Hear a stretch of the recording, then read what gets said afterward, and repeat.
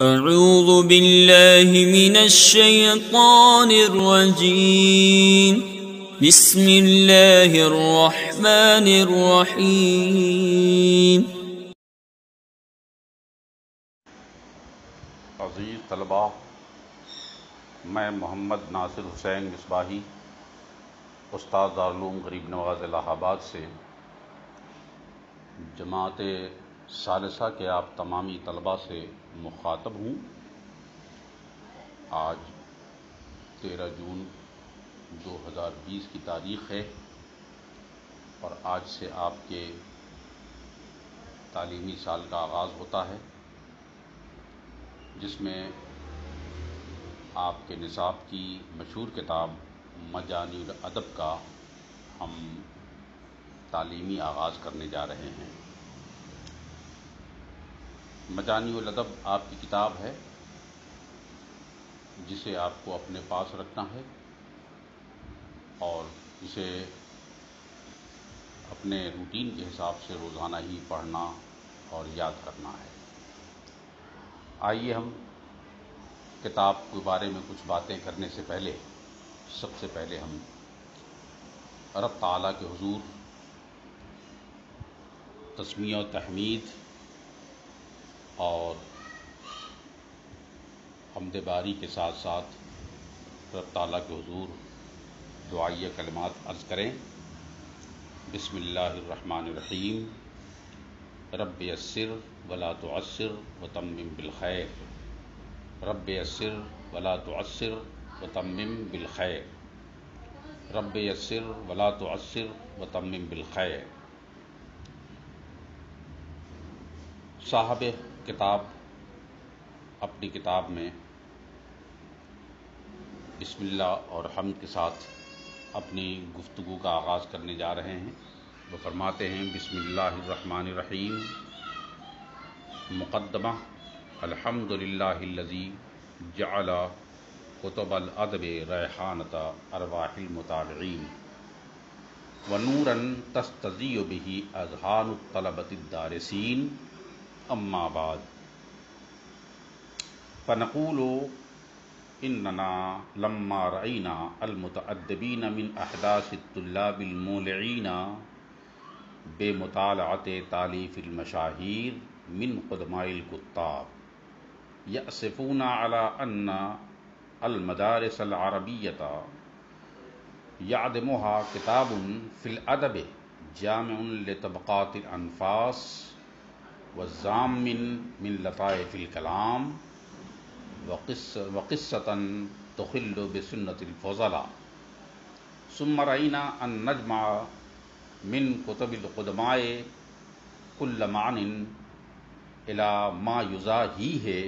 وهي طريقة مبتكرة لم يسلكها قبلنا من أهل المجاميع، نعم غاية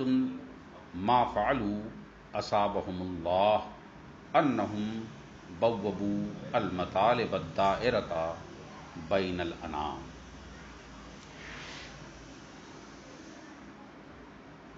آئیے ہم آپ کو بتائیں کہ مجانی الادب آپ کے درجے کی اور آپ کے نصاب کی ایک ایسی کتاب ہے جو فن ادب کی بنیادی حیثیت رکھتی ہے، بلکہ یوں کہیے ابتدائی حیثیت ایسی ہے جو آپ کے علم ادب میں اضافہ اور فروغ کے لیے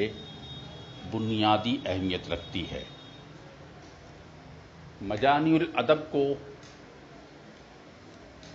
ہمارے مصنفین نے اس لیے ترتیب دی ہے تاکہ اس میں قدماء کے بیانات اور کلام کی باریکیاں اور واعظ و نصیحت کا ایک ایسا خزانہ دے دیا جائے جس میں بچوں کو واعظ و نصیحت کے ساتھ ساتھ تفکر و تدبر کے ساتھ ساتھ بچوں کے پاس عربی الفاظ، عربی جملوں کا ایک ذخیرہ جمع ہو جائے۔ اور ظاہر ہے کہ ادب کا بنیادی مقصد ہی یہی ہے کہ بچوں کی زبان و گفتگو اعلیٰ معیار کی ہو اور یہ کہ اس کے پاس عربی کلام پر دسترس حاصل کرنے کا ایک بہترین موقع ہے جو مجانی الادب کی شکل میں آپ کے سامنے موجود ہے۔ مجانی الادب میں مشہور لوگوں کی جو باتیں ہیں وہ ایسی باتیں ہیں جو لطافت سے اور پاکیزگی سے مزین ہے، جو واضح و نصیحت کے ساتھ ساتھ عبرت آموز بھی ہے، سبق آموز بھی ہے، اور پھر انسان کو سوچنے سمجھنے اور اس پر عمل کرنے کا بھی ایک بہترین ذریعہ ہے، جس میں انسان اپنی زندگی میں انہیں برت کر،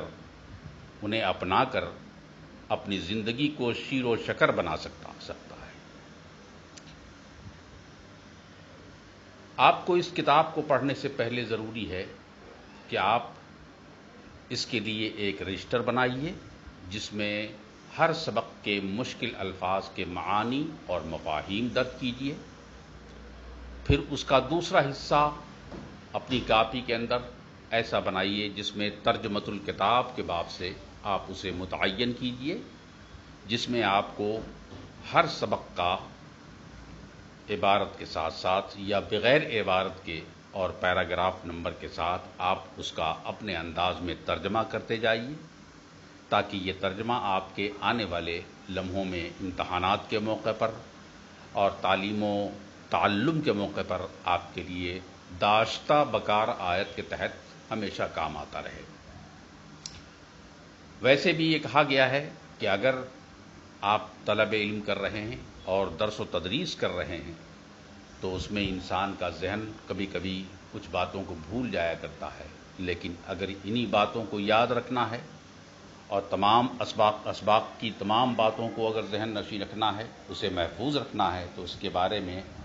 مفکرین اور متحققین فرماتے ہیں کہ ذہن تو خطا کر سکتا ہے لیکن قید تحریر میں لانے کے بعد وہ آپ کا علم مقید ہو جائے گا، اور انہوں نے کہا قید العلم بالکتابت، کہ اپنے علم کو اگر قید و بند میں لانا ہے تو آپ اسے لکھ لیا کرو۔ لہذا لکھنے سے یہ ہوتا ہے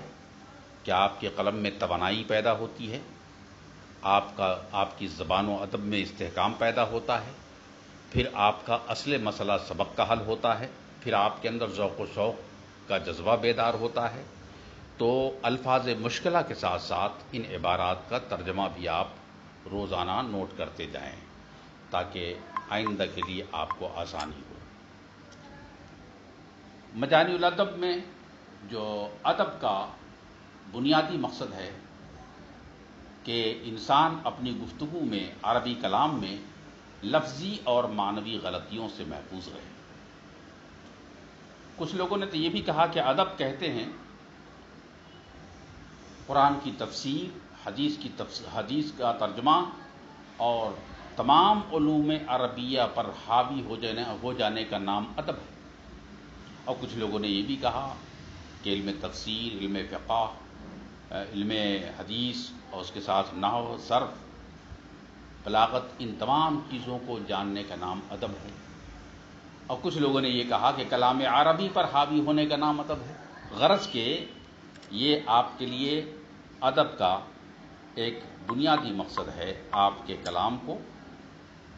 اور آپ کی زبان کو درست کرنا اور آپ کے پاس کلام پر عبور حاصل کرنا اور عربی الفاظ کا ذخیرہ اکٹھا کرنا۔ مصنف سب سے پہلے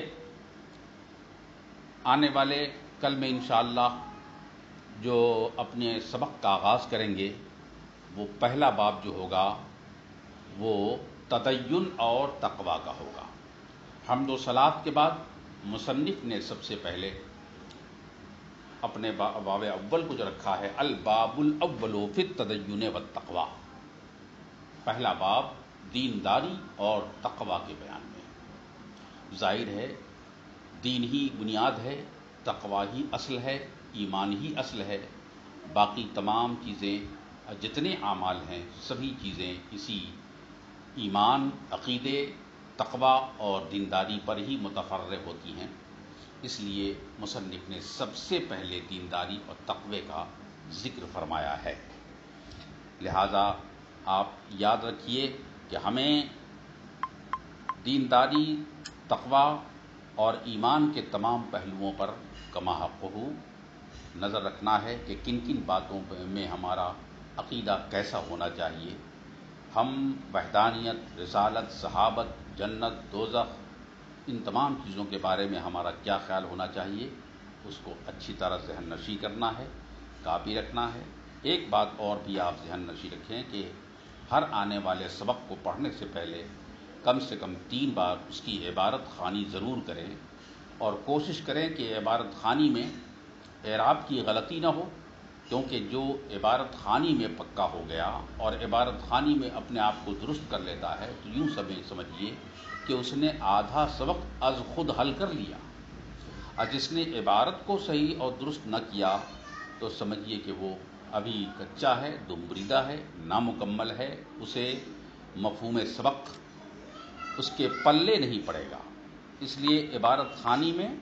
کبھی کوئی کمی کاست نہ رکھیے، بلکہ آگے بڑھ کر اس کا مطالعہ کیجیے، بار بار اس کو پڑھیے، اور پھر صحت اعراب اور نحوی و صرفی تمام اصول کو برت کر اس کی عبارت خوانی کیا کیجیے۔ تو ادب کا موضوع ہوا آپ کا کلام عرب۔ ادب کی غرض و غایت ہوئی آپ کے لیے آپ کے گفتگو میں لفظی اور معنوی غلطیوں سے اپنے آپ کو محفوظ رکھنا۔ اس طرح سے آپ کے اس مجاری الادب کا آغاز ہوتا ہے۔ آج کی گفتگو میں بس اتنا ہی رکھا جائے۔ کل انشاءاللہ، آج تو 13 جون ہو گیا، کل 14 جون 2020 کے سبق میں انشاءاللہ ہم اس کتاب کی بحث کا آغاز کریں گے اور گفتگو کو آگے بڑھائیں گے۔ وما علینا الا البلاغ۔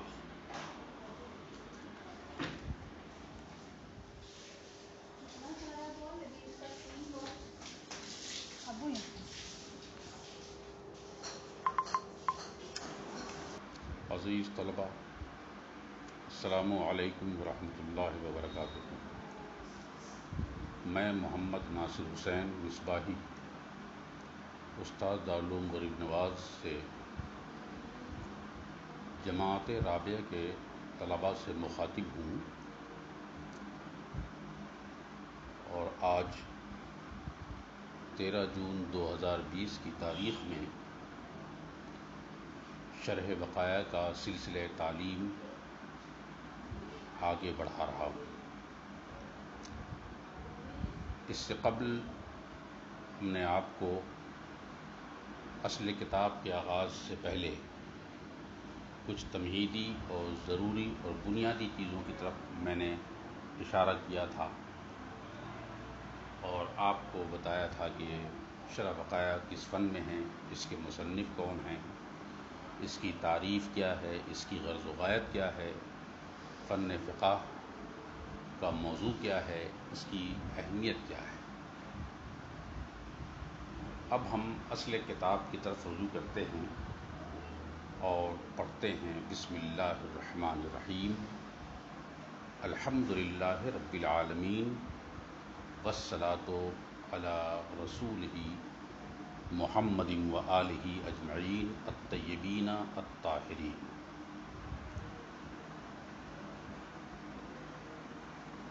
بسم اللہ الرحمن الرحیم کے ساتھ اور حمد کے ساتھ مصنف شرح وقایع نے اپنی کتاب کا آغاز کیا ہے۔ اس میں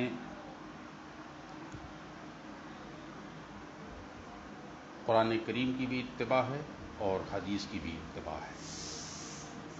قرآن کریم جو خیر الکلام ہے، اس کی اتباع یوں ہے کہ قرآن کا آغاز بھی بسم اللہ الرحمن الرحیم سے ہے، اور اللہ کے رسول نے حدیث کے اندر ارشاد فرمایا ہے، کل امر ذی بال لم یبدأ بالتسمیۃ والتحمید فہو اخطأ، اور بعض جگہ پر فہو اخطأ کے بجائے ابتر فرمایا ہے، جس کا مطلب یہ ہے کہ جو کام بھی بغیر بسم اللہ اور حمد کے شروع کیا جائے وہ نامکمل اور دم بریدہ ہوتا ہے۔ اس لیے مصنف نے حدیث رسول کی اتباع کرتے ہوئے اور قرآن کی اتباع کرتے ہوئے اور اسلاف کا طریقہ اپناتے ہوئے اپنی کتاب کا آغاز بسم اللہ اور الحمدللہ سے کیا ہے۔ الحمدللہ تمام خوبیاں ثابت ہیں اللہ تعالیٰ کے لیے، رب العالمین جو دونوں جہاں کا پالنہار ہے۔ والصلاۃ اور درود کامل ہو اس کے رسول محمد صلی اللہ تعالیٰ علیہ وسلم پر اور وآلہ ان کی اولاد پر اجمعین تمام کی تمام اولادوں پر جو اولادیں الطیبین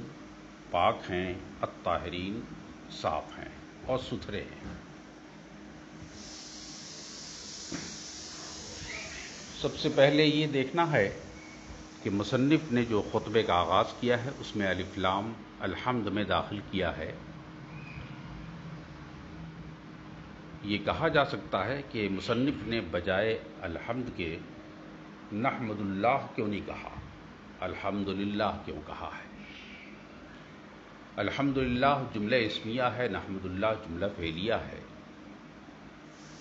تو نحمد اللہ کہنے کے بجائے الحمدللہ کیوں اپنایا ہے، الف لام اس میں کیوں داخل کیا ہے؟ کہ تو کہتے ہیں اس کا جواب یہ ہے کہ دو مقصد کی بنیاد پر مصنف نے جملہ اسمیہ اور اس پر الف لام داخل کیا، اس کو جملہ اسمیہ اختیار کیا۔ پہلا مقصد یہ ہے کہ یہ الف لام استغراقی ہے، جس کا مطلب یہ ہوا کہ دنیا میں جتنی بھی خوبیاں ہو سکتی ہیں، جتنے بھی محاسن ہو سکتے ہیں اور جتنی بھی تعریفات ہو سکتی ہیں، وہ سب کی سب رب تعالیٰ کے لیے ثابت ہے۔ دوسرا یہ کہ جملہ اسمیہ کیوں استعمال کیا، نحمد اللہ کیوں نہیں کہا؟ تو فرماتے ہیں کہ جملہ اسمیہ مستقل بالمفہومیت ہوتا ہے، جو کسی زمانے کی قید و بند سے آزاد ہوتا ہے، جبکہ جملہ فعلیہ نحمد اللہ اگر کہا جاتا تو جملہ فعلیہ کسی نہ کسی زمانے کے ساتھ مقید ہوتا ہے یا کسی نہ کسی وقت کے ساتھ پابند ہوا کرتا ہے۔ اس لیے جملہ اسمیہ استعمال کر کے مصنف شرح وقایع خطبہ کے اندر یہ بتانا چاہتے ہیں کہ اللہ تعالیٰ کے لیے جتنی خوبیاں، سب کی سب خوبیاں جو ثابت ہیں، وہ کسی ماضی کے اندر نہیں، نہ صرف حال کے اندر، نہ مستقبل کے اندر، بلکہ رب تعالیٰ کی جتنی خوبیاں ثابت ہیں وہ ساری کی ساری خوبیاں ہر زمانے میں ثابت ہیں، چاہے وہ گزرا ہوا زمانہ ہو، چاہے موجودہ ہو، چاہے آنے والا زمانہ ہو۔ اس میں کسی وقت کی، جبکہ نحمد اللہ اگر کہا جاتا تو یا تو حال کا معاملہ ہوتا یا مستقبل کا معاملہ ہوتا، اس طرح سے اس کو وقت سے آزاد رکھا۔ پھر اس کے بعد حمد کسے کہتے ہیں یہ دیکھنا ہے۔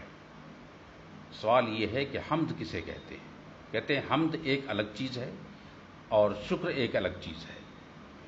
حمد نعمت کے بدلے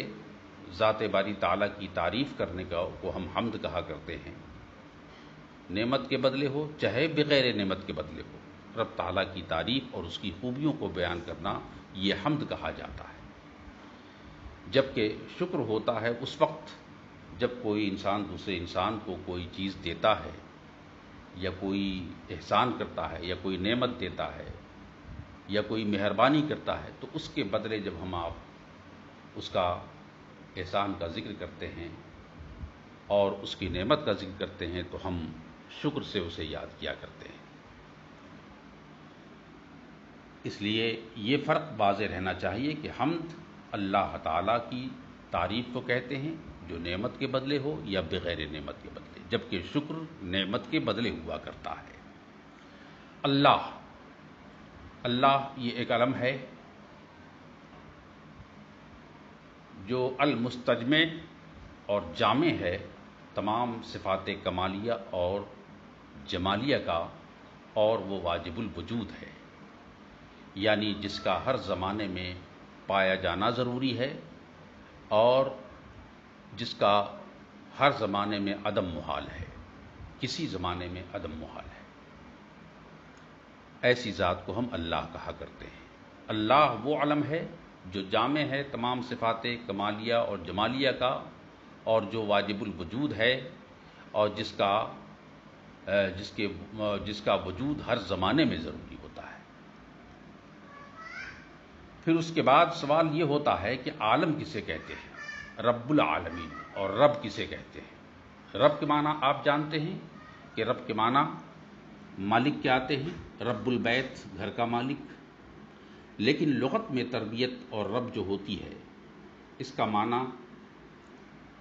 تربیت الشیء علی سبیل التدریج، یعنی کسی بھی چیز کو تدریجاً کمال تک پہنچانا، یہ تربیت کہا جاتا ہے، رب کہا جاتا ہے۔ رب تعالیٰ نے کائنات کی جو تربیت فرمائی اور بنی نوع انسان کو جو پیدا فرمایا اور فرماتا ہے، تو اسے تدریجاً کمال تک پہنچاتا ہے۔ قطرہ سے مضغہ، علقہ، بستہ بنا کر پھر اسے بچہ بناتا ہے، پھر پیدا ہوتا ہے، پھر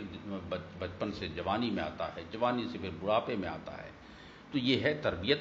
پروردگار کی، جس کو ہم رب کہا کرتے ہیں اور پروردگار کہا کرتے ہیں۔ العالمین، دونوں جہاں کا، سارے جہان کا۔ اب عالم کسے کہتے ہیں؟ عالم کہتے ہیں جو جواہر و اعراض کا مجموعہ ہو اور جو کائنات کی تمام چیزوں کا مالک ہو، یعنی رب تعالیٰ دونوں جہان کا مالک ہے۔ اور صلاۃ و سلام ہو، تمام خوبیاں ثابت ہیں اللہ تعالیٰ کے لیے جو دونوں جہاں کا پالن ہار ہے، اور رحمت کامل ہو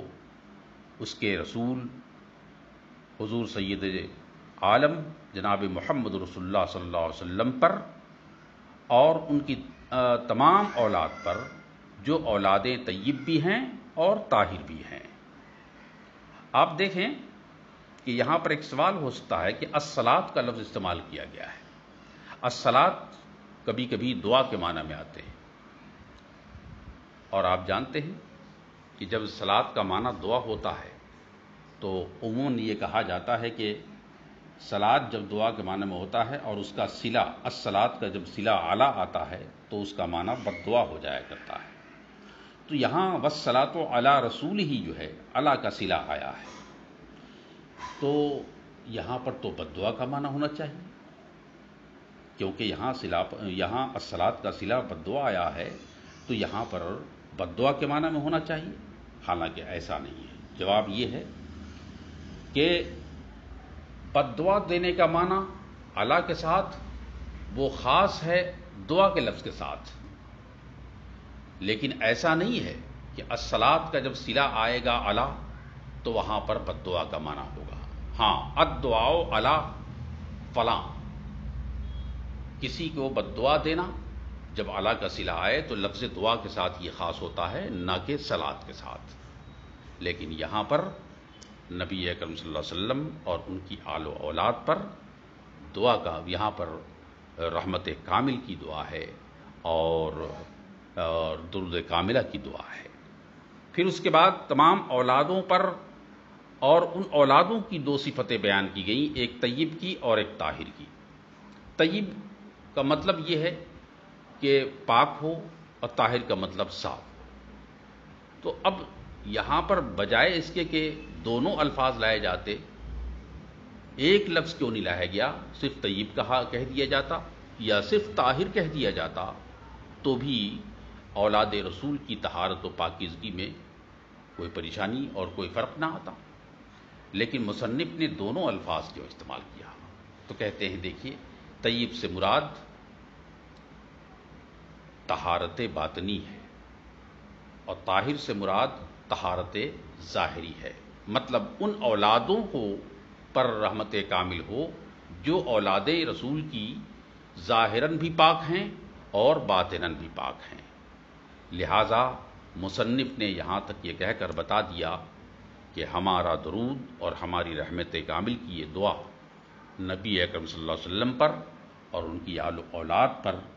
ایسی آل و اولاد پر ہے جو جن کا ظاہر بھی بہتر ہے، جن کا باطن بھی بہتر ہے، جن کا ایمان بھی بہتر ہے، جن کا عمل بھی بہتر ہے، اور جن کا جناب والا اعمال ظاہرہ بھی سب سے بہتر ہے، اور ان کے عقائد باطنہ بھی سب سے بہتر ہیں۔ آج کا سبق آپ نے سمجھ لیا ہوگا کہ کتنے سوالات پیدا ہوئے ہیں اور کتنے جوابات دیے گئے ہیں۔ آپ پر لازم ہے کہ آج کے اس سبق کو پوری طرح سے ذہن نشی کریں، اور جتنے ما لہو اور ما علیہ پیش کیے گئے ہیں ان کو اپنے دل و دماغ کے ساتھ ساتھ اپنی کتاب میں، اپنی کاپی میں اور اپنے نوٹ بک میں اسے نقل کریں، پھر اس کے بعد اس کی ریوائز کریں، اس کی تکرار کریں، تاکہ یہ آنے والے دنوں میں آپ کے لیے نقش کل حجر ہو جائے اور امتحانات کے دنوں میں آپ کو دشواری نہ ہو۔ آج کی تاریخ 13 جون 2020 کی تاریخ کا یہ دوسرا سبق آپ کا آج یہیں پر تمام ہوتا ہے۔ انشاءاللہ کل پھر آنے والے سبق میں ہم آپ سے مخاطب ہوں گے۔ وما علینا الا البلاغ۔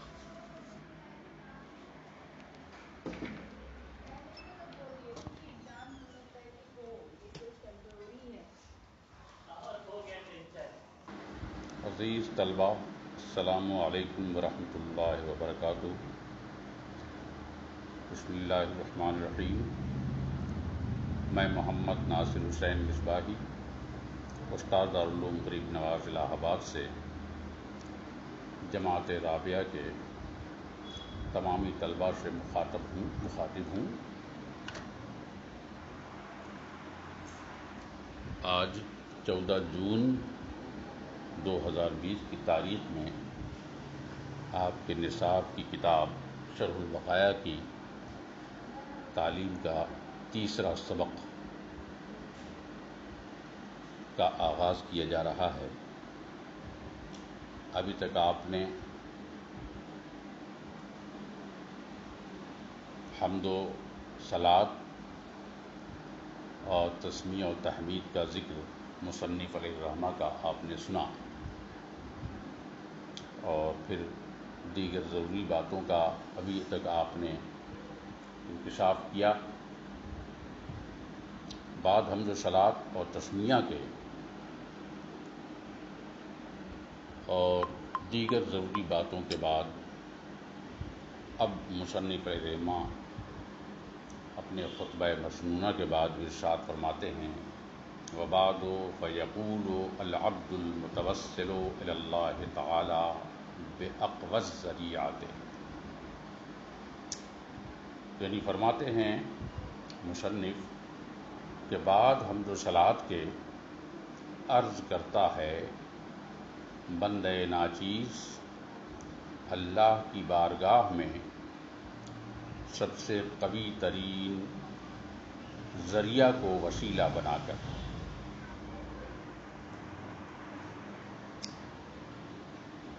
یہاں پر جو بات قابل غور ہے وہ یہ ہے کہ مصنف نے اپنے آپ کو العبد کہا ہے، اور العبد سے اشارہ اس بات کا کیا ہے کہ وہ اشارہ کرنے چاہتے ہیں کہ وہ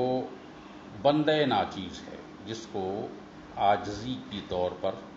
بندہ ناچیز ہم عام طور پہ زبان میں کہا کرتے ہیں۔ تو لفظ عبد کا اختیار اور اس کی پسند کرنا اور اسے پیش کرنا یہ ایک صفت ہے انسان کے لیے، اور دوسرے اوصاف نہ پیش کیا بلکہ العبد الضعیف کہا، بندہ ناچیز کہا۔ تو اس کا جواب وہی ہے کہ عاجزانہ طور پر اظہار عاجزی کی خاطر اور اظہار انکساری کی خاطر مصنف اپنے آپ کو العبد سے تعبیر کر رہے ہیں۔ دوسرا سوال ہے المتوسل، العبد المتوسل۔ المتوسل یہ وسیلہ تلاش کرنا، وسیلہ بنانا، یعنی وسیلہ کا معنی تقرب حاصل کرنا، یا فارسی میں اسے نزدیکی جستن بھی کہتے ہیں اور وسیلہ خواستن بھی کہتے ہیں۔ تو وسیلہ تلاش کرنا یا نزدیکی اور قرب حاصل کرنا، یہاں پر مصنف نے مراد لیا ہے۔ تو اس سے کہنا چاہتے ہیں کہ یہ ایک نمونہ اور دلیل ہے اس بات کی مصنف علیہ الرحمہ کی طرف سے کہ انہوں نے وسیلہ خدا کی بارگاہ میں تلاش کیا ہے اور وسیلہ کو پیش کیا ہے۔ تو گویا کہ یہ سنت سلف بھی ہے، خلف بھی ہے، اور رب کی بارگاہ میں مختلف چیزوں کو وسیلہ کے طور پر پیش کرنے کا جواز یہاں سے ثابت ہوتا ہے۔ المتوسل الی اللہ تعالی، اللہ تعالی کی بارگاہ میں وسیلہ پیش کرتے ہوئے کہتا ہے بندہ ناچیز، کس چیز کو؟ کہتے ہیں بے اقوت ذریعہ، سب سے طاقتور ذریعہ کو وسیلہ بنا رہا ہے خدا کی بارگاہ میں۔ اب وہ سب سے طاقتور ذریعہ کیا ہے؟ اس سلسلے میں مختلف اقوال ہیں۔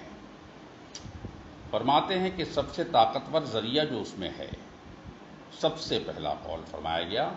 کہ طاقتور ذریعہ سے مراد جو مصنف نے جو سب سے پہلے وسیلہ قرار دیا ہے جناب احمد مختار محمد مصطفیٰ صلی اللہ تعالی علیہ وسلم کو قرار دیا ہے، یعنی میں رب کی بارگاہ میں پیارے حبیب سرکار دو جہاں صلی اللہ علیہ وسلم کو سب سے قوی ترین ذریعہ بنا کر حاضر خدمت ہوا۔ پھر دوسرا قول بعض محققین نے یہ فرمایا کہ یہاں پر مصنف نے بجائے رسول اللہ صلی اللہ علیہ وسلم کو وسیلہ بنانے کے مراد لیا ہے قرآن عظیم کو۔ قرآن کریم کے بارے میں یہ کہا ہے کہ میں رب کی بارگاہ میں قرآن کریم کو اپنے تقرب اور وسیلہ کی خاطر سب سے قوی ترین ذریعہ مانتا ہوں۔ یہ مختلف اقوال ہیں۔ پھر کچھ لوگوں نے یہ بھی کہا نہیں، نہ تو اللہ کے رسول کو اور نہ تو قرآن کو، بلکہ مصنف کی مراد یہاں پر اللہ کے نبی صلی اللہ علیہ وسلم پر صلاۃ والسلام ہے، اور ان پر درود و رحمت کامل بھیجنے کا معنی جو ہے اسی کو انہوں نے وسیلہ قرار دیا ہے۔ اب آپ دیکھ رہے ہیں کہ وسیلے میں بہت ساری چیزیں آتی جا رہی ہیں۔ پھر اس کے بعد بعض فقہا فرماتے ہیں کہ مصنف نے یہاں پر وسیلہ اور قوی ترین ذریعہ بجائے اور چیزوں کے انہوں نے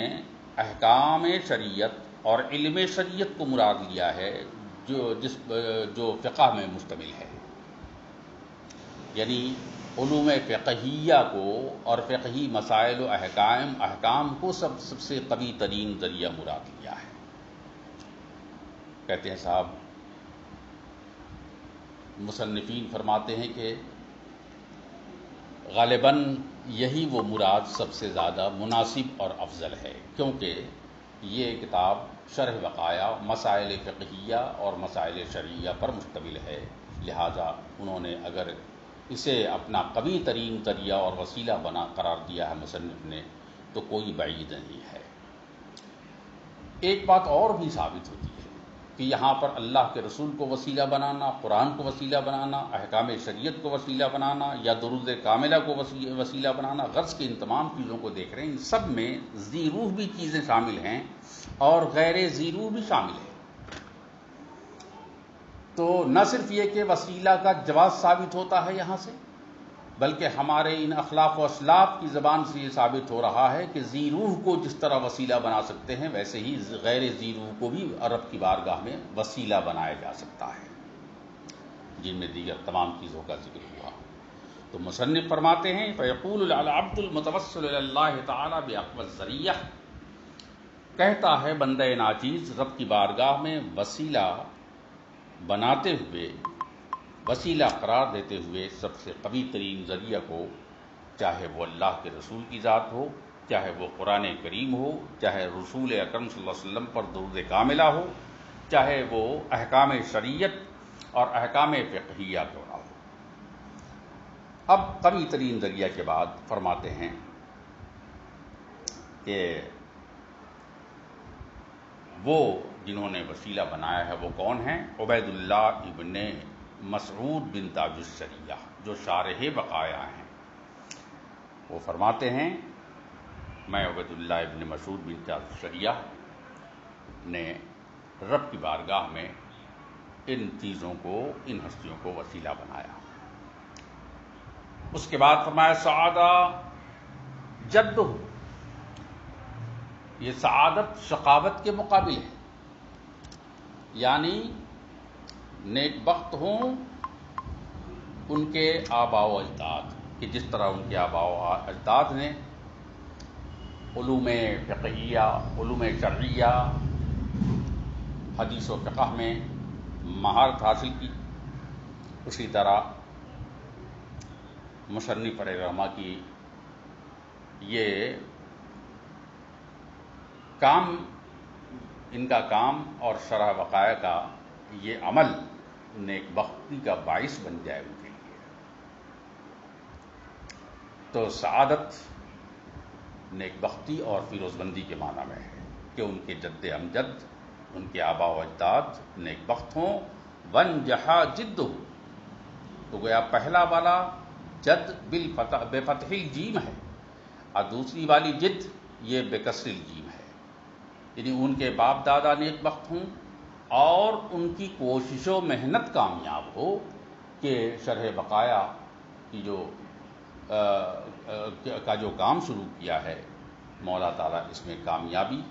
اور فتح و کامرانی سے انہیں ہمکنار کرے۔ کہتے ہیں ھذا حل المواضع المغلقہ، یعنی یہ کتاب شرح بقایا، مصنف فرماتے ہیں کہ یہ کتاب یعنی شرح بقایا۔ ھذا اس میں اشارہ ہے، اور اشارہ کسی ایسی چیز پر ہوتا ہے جو عموماً حصی ہوتا ہے اور حاضر و موجود ہوتا ہے، لیکن یہاں ابھی شرح موجود نہیں ہے، پھر بھی آپ نے کہا ھذا، تو کہتے ہیں صاحب ھذا سے صرف حاضر و موجود اور حصی چیز ہی کی جانب اشارہ نہیں ہوتا ہے، بلکہ کبھی کبھی اس کا اطلاق حضور ذہنی کی چیزوں پر بھی ہوا کرتا ہے، یعنی جو چیزیں ذہن میں حاضر ہوتی ہیں ان کی جانب بھی ھذا سے اشارہ کیا جاتا ہے۔ بھائی متعدد مثالیں اس کی ہمارے سامنے ہیں، کبھی ذالک الکتاب لا ریب فیہ، کبھی ھذا القرآن کہا گیا، اور اس کے علاوہ کئی جگہوں پر کہا گیا ھذا القرآن، لہذا یہ سب مقامات اس بات کے ثبوت ہیں کہ کبھی کبھی ھذا کا استعمال غیر حصیہ کے لیے بھی ہو سکتا ہے۔ کہتے ہیں یہ کتاب حل ہے، یعنی کشف ہے، کھولنا ہے، المواضع المغلقہ، شرح وقائع کی کہ مغلق اور مشکل مقامات کے، یعنی میں نے آپ کو بتایا تھا کہ شرح وقائع کی دو حیثیت ہے، ایک ہے وقائع جس میں مسائل ہدایہ لائے گئے، پھر اس وقائع کو وقائع کا نام دیا گیا، پھر اس کے بعد حضرت عبید اللہ ابن مسعود بن تاج الشریعہ نے اس وقائع کی مشکل مقامات کو حل فرمایا، اس کا نام کیا رکھا؟ شرح الوقائع۔ تو فرماتے ہیں کہ یہ شرح جو ہے یہ مشکل مقامات کا حل ہے، اور کہاں کے مشکل مقامات کا حل ہے؟ کہتے ہیں من وقایہ، یعنی وقایہ کے مشکل مقامات کا حل ہے۔ اور یہ وقایہ کہاں سے آیا؟ کہتے ہیں الروایہ فی مسائل الہدایہ، جو نقل کیے گئے ہیں مسائل ہدایہ کے اندر، ہدایہ کے جو مسائل ہیں ان مسائل کو جو نقل کیے گئے ہیں، التی الفہا، جس کی ترتیب دی ہے میرے جد امجد اور استاذ محترم، سب سے بڑے مولانا اور ساری دنیا کے علماء کے استاد برہان الشریعہ حضرت محمود ابن صدر الشریعہ نے۔ یہاں تک آپ نے خطبے کا یہ حصہ پڑھا، اور خطبے کے بعد کا یہ تصنیف کے اسباب اور اس کے حالات کو مصنف نے بیان کیا۔ آج کی گفتگو ہم یہیں تک روکتے ہیں۔ یہ 14 جون کی تاریخ ہے، انشاءاللہ 15 جون کو پھر ہم اس سلسلے کو آگے بڑھائیں گے۔ آپ اس کی تکرار کریں، اس کو ریوائز کریں، مطالعہ کریں اور عبارت خوانی کے لیے بار بار اسے پڑھتے رہیں، اور جتنے بھی مالہو اور مغالہ جو اعتراض اور جو جواب دیے گئے ہیں ان کو آپس میں اگر تکرار کر کے ہو، چاہے جس طرح بھی ہو، چاہے لکھ کر کے ہو، اسے آپ یاد کریں۔ وما علینا الا البلاغ۔